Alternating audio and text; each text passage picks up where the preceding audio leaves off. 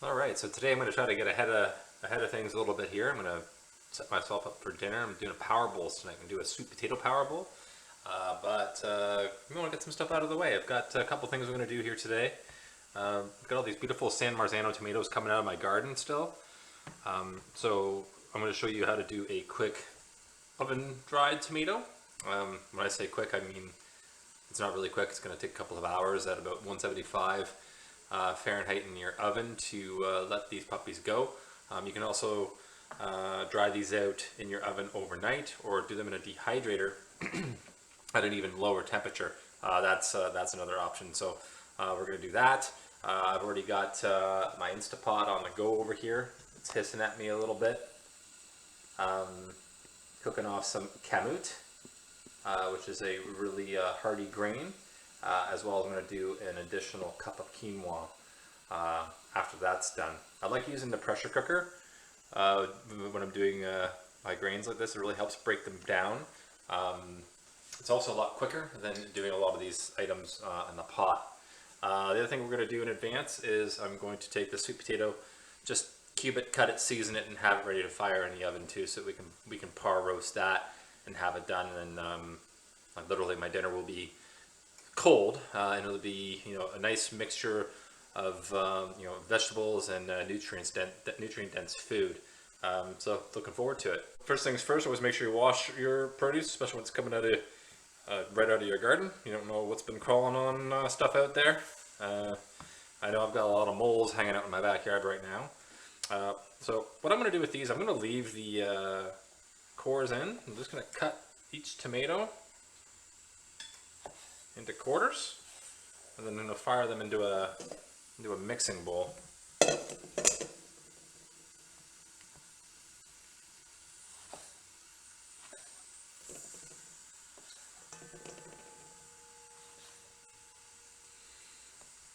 So nice.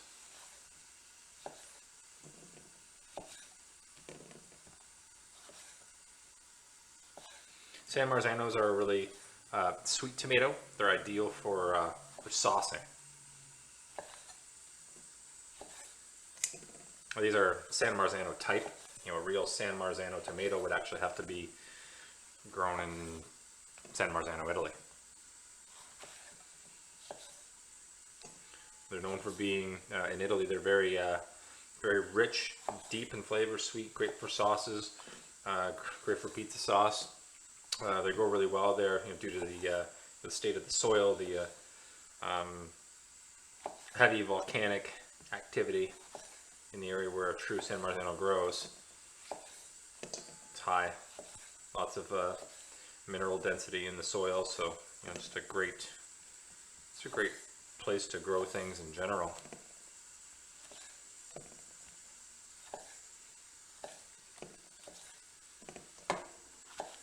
You can do these with regular Roma tomatoes. Get from a grocery store.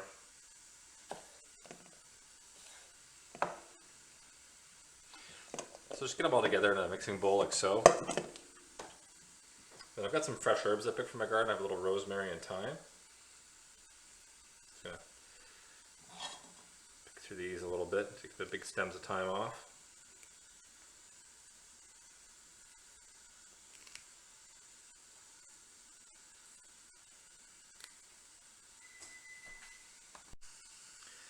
And this pot's still hissing at me. I'm hoping it's going to seal soon. If you hear that in the background, I apologize. I've turned my oven on convection low. If you don't have convection, that's okay. You can go between 175, so what most standard home ovens will go to, like for the lowest temperature. Keep it under 200 degrees though.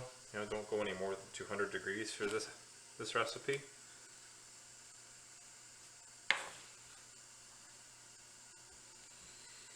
I've also gone ahead and got myself a baking sheet with a wire rack.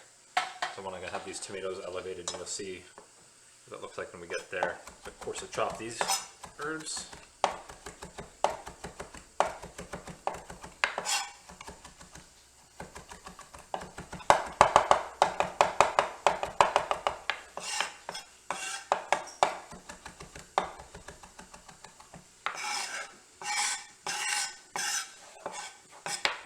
those off to the side.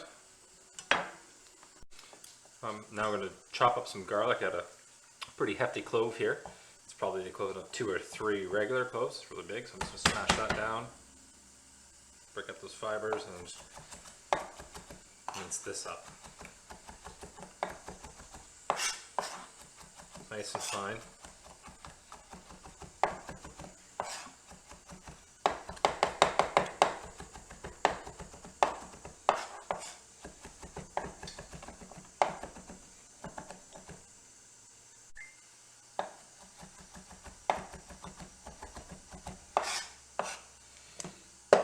Let's take that garlic, I'm going to add it to the tomatoes.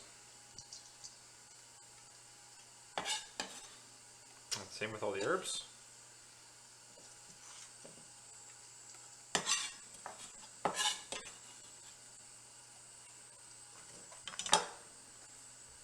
Get a really good extra virgin olive oil. Just a little dash of that on there. About 2 tablespoons worth. Seasoned kosher salt. Fresh ground pepper.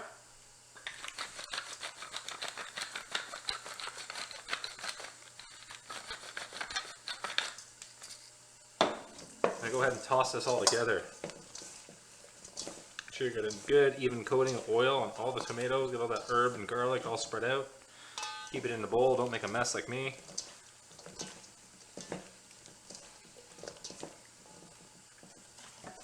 Once it's all nice and coated, grab your pan, and you're going to take tomatoes and lay them skin side down with the insides and the centers facing up. And just space them out on your wire rack like so.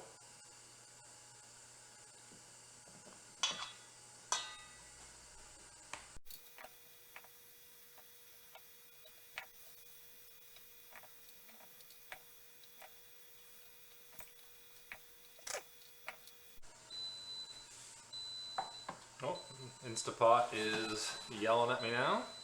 So all the tomatoes are laid out on racks ready to fire in the oven. Go and fire those.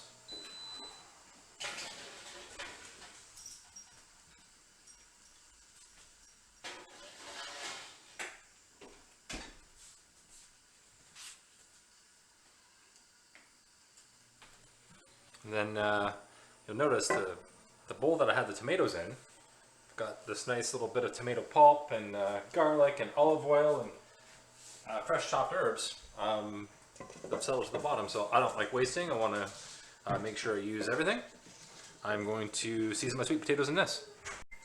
So now that I've got those oven dried tomatoes in the oven, wash my sweet potato. I like to leave the skins on. There's lots of nutrients left, or lots of nutrients in the skin.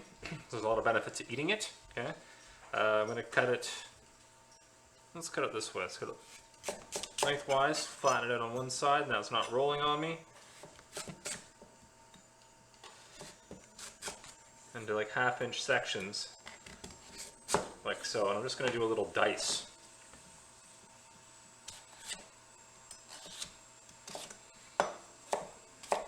Looking to dice, relatively evenly. Doesn't have to be perfect, but this way I can ensure an even cooking time. Fire those in the bowl.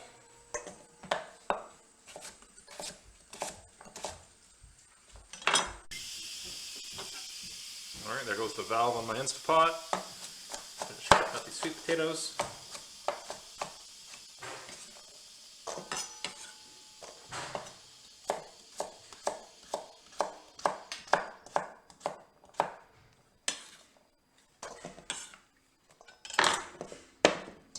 Okay.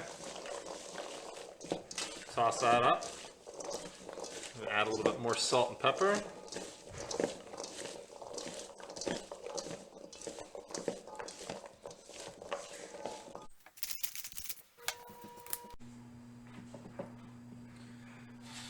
Alright, so potatoes all seasoned. Put on a lined tray. Spread them out nice and evenly.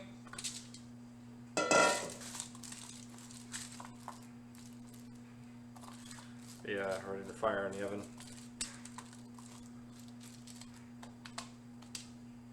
About 350 degrees for about 25 minutes.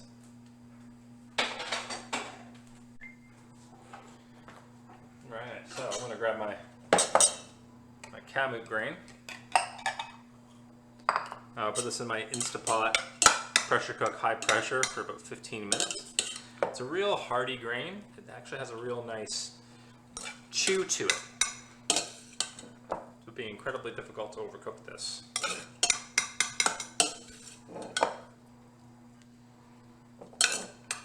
I find using the Instapot saves you a ton of time.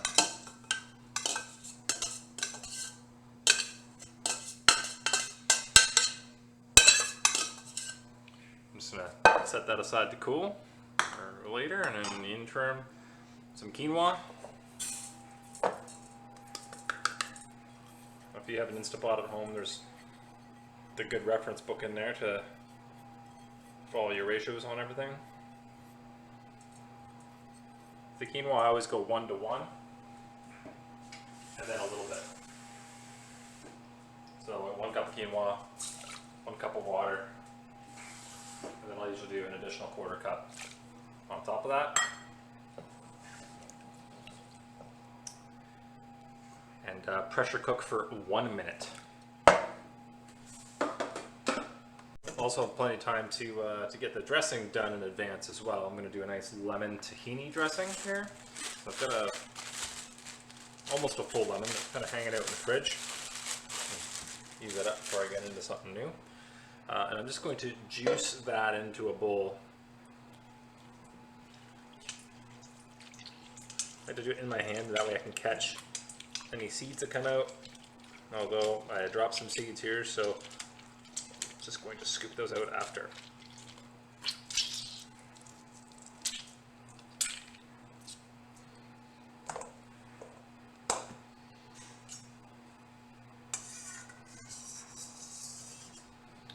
Easy peas.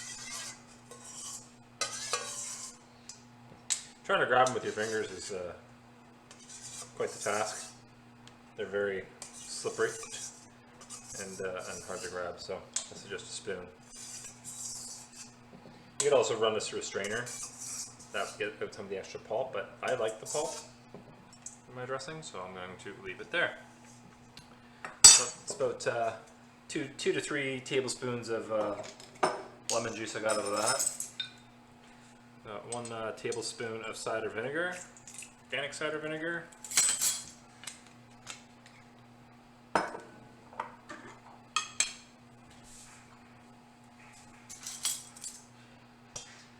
And 2 tablespoons of olive oil. I like to get the olive oil in my measuring spoon first before I move it to the tahini. The tahini is the sesame paste. It's really sticky, so now that your spoon is coated, the fat from the olive oil can really grab it and then just comes out nice and easy into there. Okay, 1 tablespoon of tahini.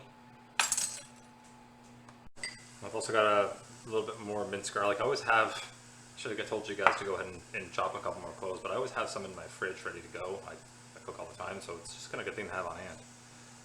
A little pinch of the chopped garlic in there.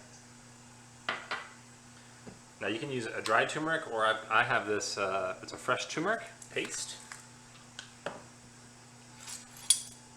Now, turmeric is a fantastic antioxidant. It's got great anti-inflammatory properties. I like to add a little bit for color and for flavor.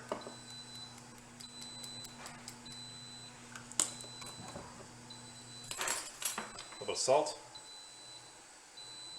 Sounds like the quinoa is done in the Instapot. Oh yeah, also a couple pinches of sesame seeds I had kicking around. I'm going to throw those in. That's optional. And then whisk together.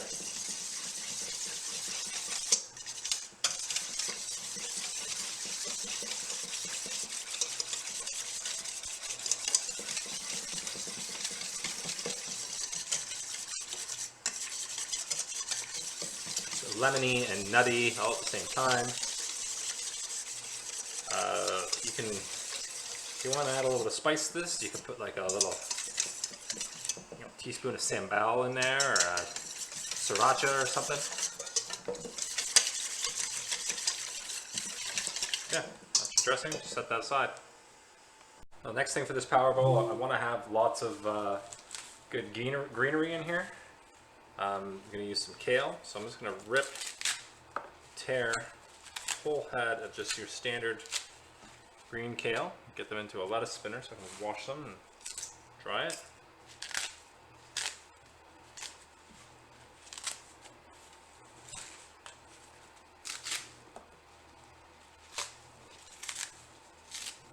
Fairly small pieces. This looks a little bit wilty. It's been in my fridge for one day longer than it probably should have been. That's why I recommend, if you're gonna buy your kale like this, rip it, wash it, and dry it right away when you buy it, and then put it in your fridge. You're more likely to use it.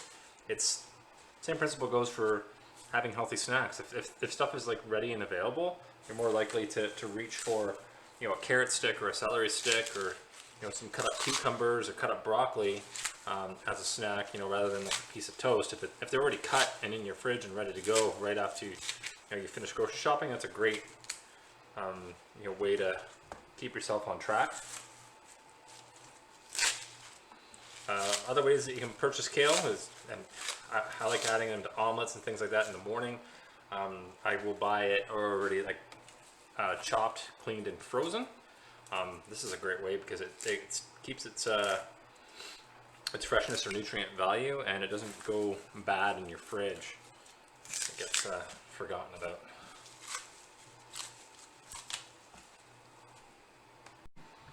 Next step is just get that covered with some ice cold water, and then we're going to wash it. Okay, so I've got that kale filling in the sink there with cold water. My quinoa is ready to go out of the pressure cooker, so I'm going to get that off the heat so it doesn't keep cooking on me.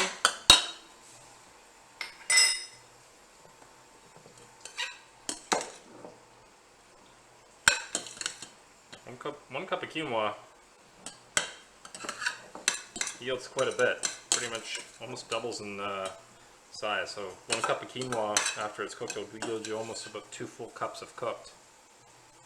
So keep that in mind when you're preparing things like this. This is a nice ingredient to have done in advance, just kind of hanging out in the container in your fridge already cooked. You can reheat it, you can add it to salads. It's great for protein, great for iron, has all kinds of amino acids in it, so it's you know, fantastic. Set that aside to cool. In the water off my kale. I've got it in my handy dandy salad spinner here. If you don't have one of these at home and you prepare a lot of your own lettuces, I mean, this, you should get one. Okay, really helps get the water off. You really want to make sure that you've got nice dry lettuce. See how that water just came off? Whatever you're working with, if you're going to be dressing it with a vinegar or an oil and it's saturated in water, it's not going to adhere.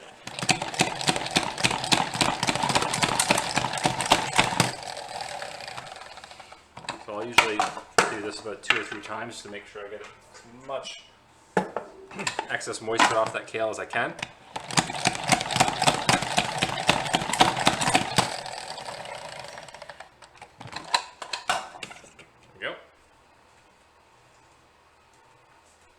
And I'm actually going to use the bottom of this to pre-season this kale as well. This kale is really hardy, and this kale in particular, it's pretty thick and has can have like a real chew to it. It's just one of these things that people don't really like to eat raw, but eating it raw is pretty much the best way. Now, back in the cafeteria on the salad bar, the marinated kale was literally just kale and lemon juice and salt that we would kind of toss together and let marinate for at least 20 minutes to 40 minutes before we put some olive oil in it, set it out on a buffet, and that's how we achieve that texture. I always have lots of you asking me about how did you do the kale, chef? So that's kind of how we do it. I'm going to take some of the dressing here. That's very citrusy. Just a little bit of this on here now in advance.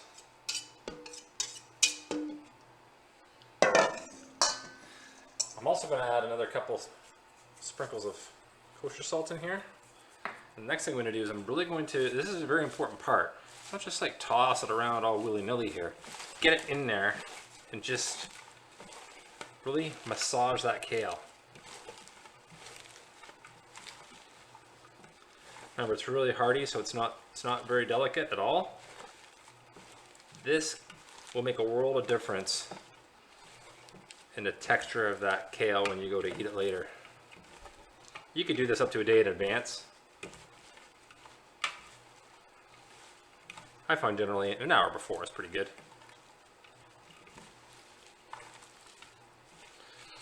You can even see just after massaging it how much greener it's become.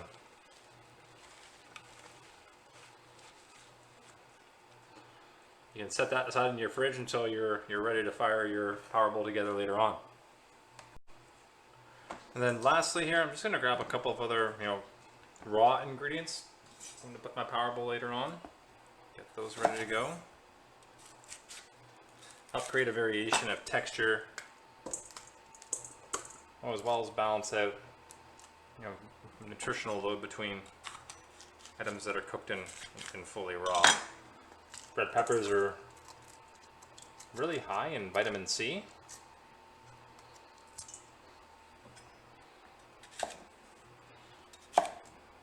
I'm just going to cut out some of the extra white parts here at the pith.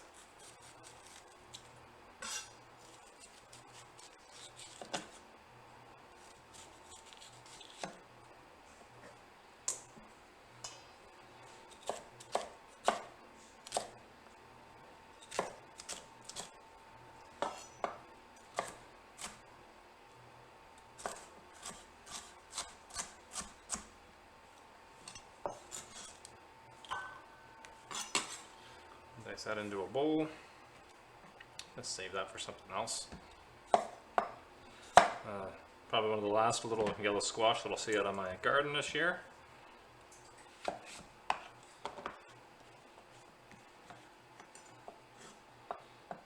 that into half moons. Just do what you want with it. Have fun, okay?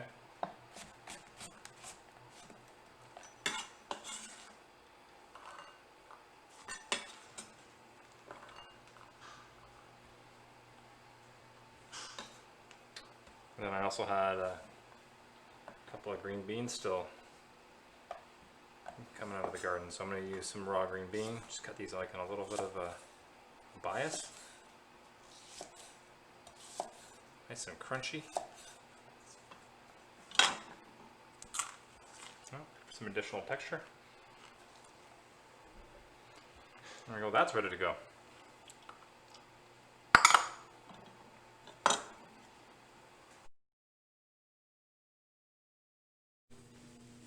Alright, so just take a look at some of the things that have been finished up here. The roasted sweet potatoes are done and completely cool. My oven dried tomatoes, 2 racks of them here ready to go.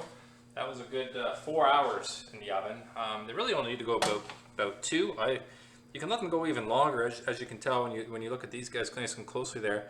A lot of the moisture is gone. They're semi-dehydrated, but they're still have a lot of moisture in them, and they're still kind of juicy.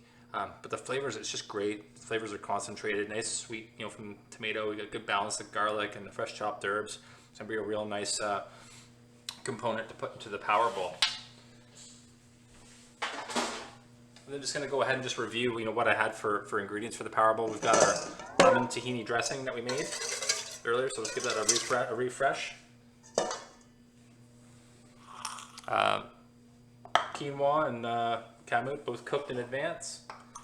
We've got just some green beans, a little bit of yellow zucchini, and some diced red pepper for some raw components here.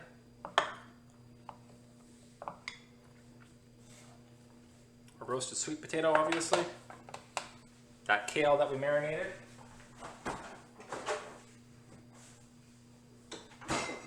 Pull that out of the fridge. So that's here. That's ready to go. We'll redress that in a moment. Then a couple of other things I'm going to add. I've got some, just to kind of bump up the protein a little bit. I have some hemp hearts. And I also have some non-salted toasted sunflower seeds. All right, so I'm going to build a bowl now. First thing I'm going to do is take those kale and the greens, redress with a little bit more dressing, and then give that another mix.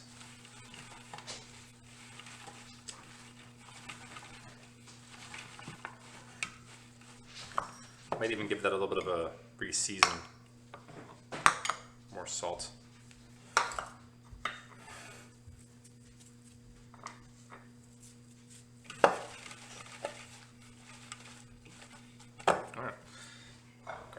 Bowls. The key when you're building these is to measure what you're putting into them. So especially if you're watching your macro counts, that way you know exactly what's gone into each one. One thing's for sure though, and I always say you can't have too many greens. So there's a couple good handfuls in the bottom of the bowl like so.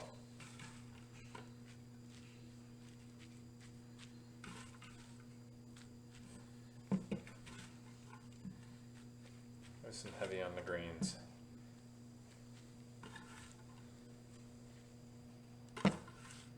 Spread that out. I'm going to take the last little bit of dressing in the bottom of the bowl there, and I'm going to actually add in all my raw veggies. Just give them a nice coating. Also some salt.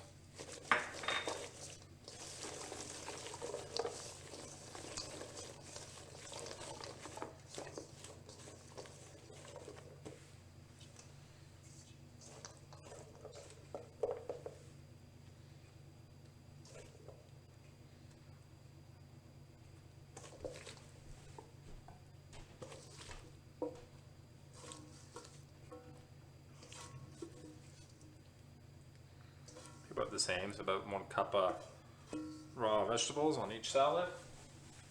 Now if you're watching the carbs, just measure everything as you go. So I've got the roasted sweet potato. Just going to do like 1/4 cup.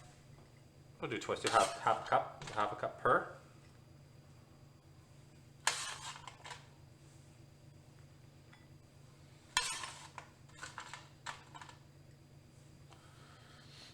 And the same thing here with my grains. So this is where the majority of the carbohydrates are going to come from. I'm only going to go with 1/4 cup of each. So 1/4 cup of the kamut.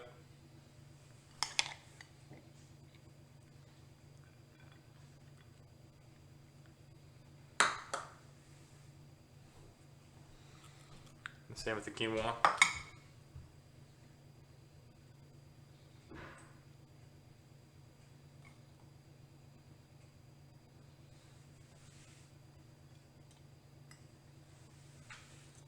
So I've got lots for, if I want to do another salad at lunch tomorrow, maybe I'll use this to do some kind of other side or peel off with dinner tomorrow. Always lots of different uses for your grains. I'm going to go ahead and add some of these sunflower seeds. So same thing, I'm going to just do about a half of this, so not quite 1/4 cup.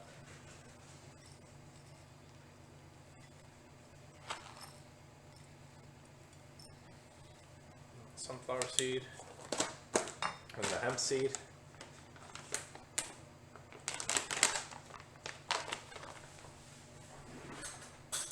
About a tablespoon.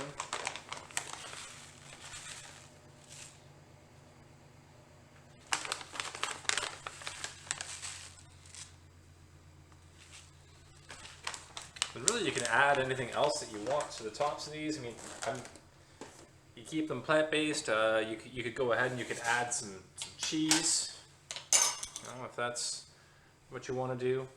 I think I'm actually going to do that. I'm going to put a little bit of smoked cheddar cheese on mine.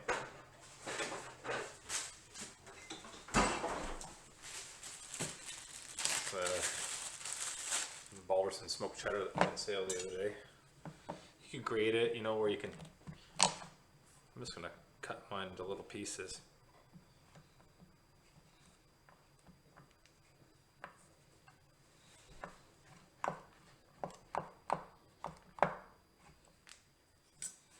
For a little extra flavor.